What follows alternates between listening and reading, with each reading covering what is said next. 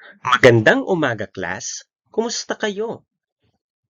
Bago ang lahat, ating balikan ang ating pinag-aralan noong nakaraang linggo. Pangunahing suliranin ng isang ekonomiya ang kakapusan at walang katapusang pangangailangan ng tao. Layunin ng economics na malutas ang mga suliraning ito. So paano nga ba nakatutulong ang economics sa paglutas sa suliranin ng kakapusan? Bago ang lahat, suriin ang apat na larawan upang mabuo ang hinahanap na salita. Ito ay salitang alokasyon.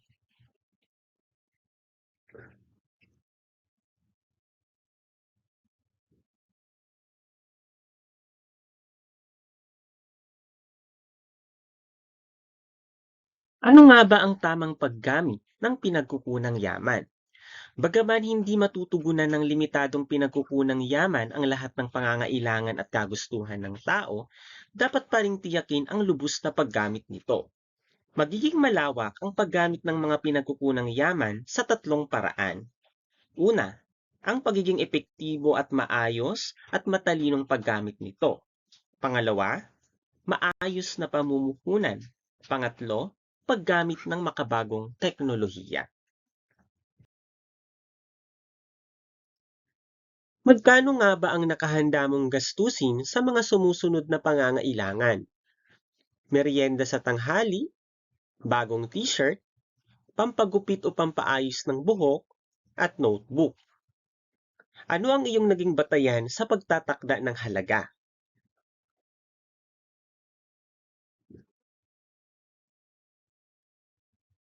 Dumako tayo sa ating talakayan, ito ay ang alokasyon at sistemang pang-ekonomiya.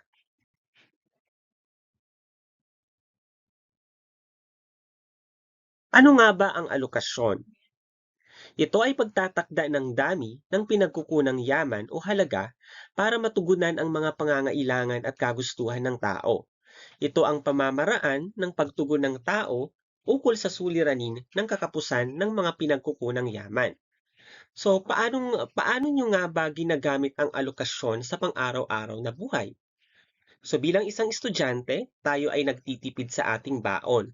Hinahati-hati natin ito base sa ating pangangailangan. Kung inyong susuriin ang larawan, pangangailangan, pinagkukunang yaman, ano ang kanilang kaugnayan? So habang dumadami or lumalaki ang pangangailangan ng tao, ang ating pinagkukunang yaman ay nauubos dahil nga sa katotohanan na ito ay limitado lamang. Kaya naman, dito sa ating bansa ay nangangailangan ng pagbabudget. So ang kahulugan ng budget, ito ay halagang inilalaan upang tugunan ang isang pangangailangan o kagustuhan. So bilang isang estudyante, paano nga ba kayo nagbabudget? Paano nyo inilalaan ang inyong pera sa mga mahalagang bagay? Ano nga ba ang ugnayan ng alokasyon sa kakapusan at pangangailangan at kagustuhan? Alam nyo, pangangailangan at kagustuhan ng tao ay walang hanggan hanggat siya ay nabubuhay. Samantala, ang ating likas na yaman ay may hangganan, maaaring maubos at wala ng kapalit. Magriresulta ito sa kakapusan. At ang pagsasagawa ng mekanismo ng pamamahagi o alokasyon ng limitadong likas na yaman sa tao na may walang hanggang pangangailangan at kagustuhan ang makakatulong upang walang maranasang malawakang kakapusan.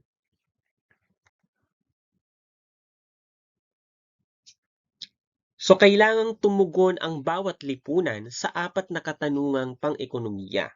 Una, ano-anong mga kalakal at serbisyo ang dapat likhain? Pangalawa, paano lilikhain ang mga kalakal at serbisyong ito? Pangatlo, para kanino ang mga lilikhaing kalakal at serbisyo? Pang-apat, gaano karami ang lilikhaing kalakal at serbisyo? So ang apat na katanungang ito ay napakahalaga upang maiwasan ang tinatawag na shortage at surplus para magamit ng maayos ang limitadong pinagkukunang yaman. So ano-ano ang mga kalakal at serbisyo ang dapat likhain at gaano karami ito? Kabilang dito ang pagpili ng mga bagay na dapat likhain at kung ano-ano ang maaaring gawing alternatibo para dito. Pangalawa, paano lilikhain ang mga kalakal at serbisyong ito? Kabilang dito kung sino-sino ang lilikha ng mga kalakal at serbisyo at ang mga paraan at presyo ng mga bagay na kailangan sa paglikha nito. Pangatlo, para kanino ang mga lilikhaing kalakal at serbisyo? Bilang dito kung sino-sino ang makikinabang sa mga malilikhang kalakal at serbisyo at kung paano maisasagawa ang maayos na distribusyon nito. Ikaapat, gaano karami ang lilikhaing kalakal at serbisyo? Kailangang malaman ang laki ng pangangailangan ng ekonomiya upang makapagdesisyon gaano karami ang gagawing produkto at serbisyo.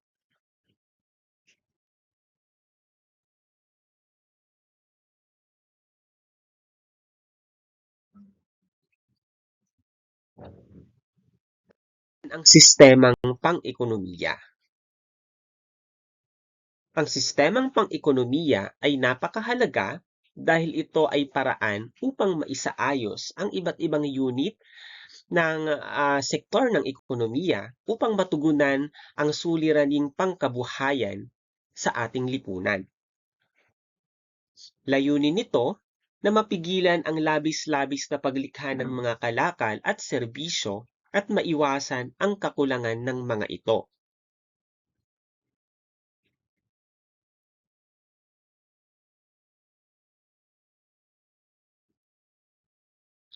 Uri ng sistemang pang-ekonomiya.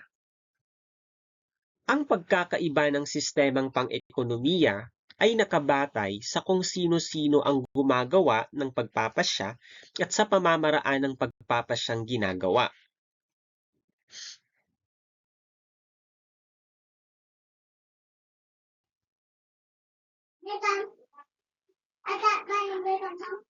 Una, ekonomiyang tradisyonal. Pangalawa, ekonomiyang pampamilihan. Pangatlo, ekonomiyang pinag-utos. Pang-apat, pinaghalong ekonomiya. Sistemang pang-ekonomiya. Institusyonal na kaayusan at paraan upang maisaayos ang paraan ng produksyon, pagmamay-ari, at paglinang ng pinagkukunang yaman at pamamahala ng gawaing pang-ekonomiko ng isang lipunan. So narito ang iba't ibang sistemang pang-ekonomiya. Una ay ang traditional economy. Ito ay nakabatay sa tradisyon, kultura at paniniwala. Ang paggawa at pamamahagi ng produkto ay ayon lamang sa pangangailangan at kung sino ang dapat gumamit. Halimbawa nito ay ang ekonomiya ng mga nasa probinsya. Kung inyong mapapansin, ay ang mga tao doon ay nagtatrabaho, nagtatanim ng iba't ibang pananim para matugunan lamang ang kanilang pangangailangan. Sumunod ay ang market economy. Nakabatay sa malayang kalakalan, ang consumer at producer ay kumikilos sa sariling interes na makakuha ng sariling pakinabang. Pinapayagan ang pribadong pagmamay-ari. Presyo ng produkto ang magtatakda ng kasagutan sa apat na katanungang ekonomiko. Tungkulin ng pamahalaan na proteksyonan ang kapakanan ng mga pag-aaring pampribado, kabilang ang mga batas na mangangalaga sa karapatan, ari-arian, at kontrata na pinapasukan ng mga pribadong individual. Ang sumunod naman ay ang command economy. Nasa ilalim ng komprehensibong kontrol at regulasyon ng pamahalaan na tinatawag na central planning agencies. Ang pagpapasya sa proseso ng mga gawaing pang-ekonomiya ay sentralisado o nasa kamay ng pamahalaan lamang. Halimbawa ay ang bansang Russia noon, Cuba, at North Korea. Mixed economy naman, kinapapalooban ng elemento ng market economy at command economy. Hinahayaan dito ang malayang pagkilos ng pamilihan, subalit maaaring manghimasok o makialam ang pamahalaan sa mga usaping nauukol sa pangangalaga ng kalikasan, katarungang panlipunan at pagmamay-ari ng Estado. Ekonomiyang tradisyonal. Ito ay nakabatay sa tradisyon, kultura at paniniwala ng lipunan. Umiikot lamang sa pangunahing pangangailangan ng tao tulad ng damit, pagkain at tirahan. Ang lipunan ang nagdidesisyon sa mga produkto at serbisyo na gagawin at ipamamahagi batay sa kanilang tradisyon at kinagawian. Nangangahulugan na ang pagsagot sa mga suliraning pang-ekonomiya ay naiimpluwensyahan ng kanilang paniniwala at kaugalian. Ekonomiyang pampamilihan. Ang produksyon ng mga kalakal at serbisyo ay nagaganap sa malayang pamilihan. Ang bawat kalahok ay kumikilos alinsunod sa kanyang pansariling interes. Nangangahulugang ito na ang pagdidesisyon sa pagsagot sa mga suliraning ano, paano at para kanino ang gagawin ay isinasagawa ng individual at pribadong sektor. Ang market o pamilihan ay nagpapakita ng organisadong transaksyon ng mamimili at nagbibili. Yang ipinag-utos o command economy. Ang ekonomiya ay nasa kontrol at regulasyon ng pamahalaan. Ang pamahalaan ay may ganap na kapangyarihan na gamitin ng husto ang lupa, paggawa at kapital upang makamit ang mga layuning pang-ekonomiya. So ang Estado ang may responsibilidad sa pagsagot sa mga suliraning pang-ekonomiya. Ang pagpapasya ukol sa mga gawaing pang-ekonomiya ay isinasagawa ng Estado at inaasahan na ang mga mamamayan ay susunod sa mga naging desisyon. Ang komunismo, sosyalismo, at pasismo ay kabilang sa ganitong uri ng ekonomiya. So sa ekonomiyang pinaghalo naman, pinaghalong sistema ng market at command economy. Hinahayaan ang malayang pagkilos ng pamilihan, subalit maaaring manghimasok ang pamahalaan sa presyo at kaligtasan ng mamimili. So ang pinaghalong ekonomiya, halimbawa nito ay ating bansa sa Pilipinas, kung saan ang pamahalaan binibigyan ng kalayaan ang mga negosyante na magbenta ng kanilang produkto, subalit pinanghihimasukan lamang ito ng pamahalaan kapag may pang-aabusong nagaganap. Pwede ring makialam ang gobyerno kapag sobra-sobra na ang presyo na ipinapatupad ng mga producer.